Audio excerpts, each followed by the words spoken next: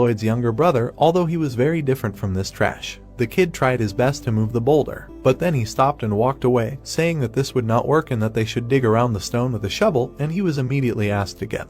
Julian said with a smile that he had seen such a thing and that there was nothing that a shovel could not handle. But then the princess came up to him and said that the idea was good, but it would take a whole day. She reached for the blade and said that she would help them. The hero's brother was dumbfounded when he saw her. A bright spark of romance flashed between them. Sarazad began to take out her blade and thought that she would help him out here and gain an advantage in negotiations with Lloyd. She pulled the blade back, standing in a stance, and with one swing, the woman chopped the boulder into square pieces. The escorts were horrified by such a maneuver, and then the princess abruptly inserted the blade into the sheath. In front of her lay many different pieces of stone. Julian covered himself with embarrassment and thanked her, and then tried to find out who she was. She turned around in all her beauty and, having charmed him to the end, introduced herself and then said that she was staying at the Frontier estate for now. The count's son immediately became embarrassed and could not take his eyes off her. Emily was walking along a country road, and then an orc was walking towards her, and she was surprised. She called him and was very surprised.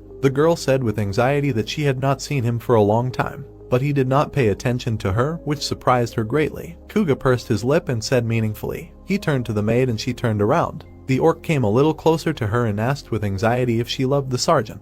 The girl froze at first, and then she smiled softly and said that for her he was the most person in the world. Then the orc with great pain in his heart and sadness called Greg several times. The maid looked at him with incomprehension. The monster himself began to remember fragments of her communication with the sergeant, and then how his relatives laughed at him. The orc lowered his head and said meaningfully, he thought about the fact that this love that initially had no chance, and there was no need to hurt her feelings by saying unnecessary things. He decided to silently leave and she called him while he was leaving. Kuga was lost behind a multitude of sheets.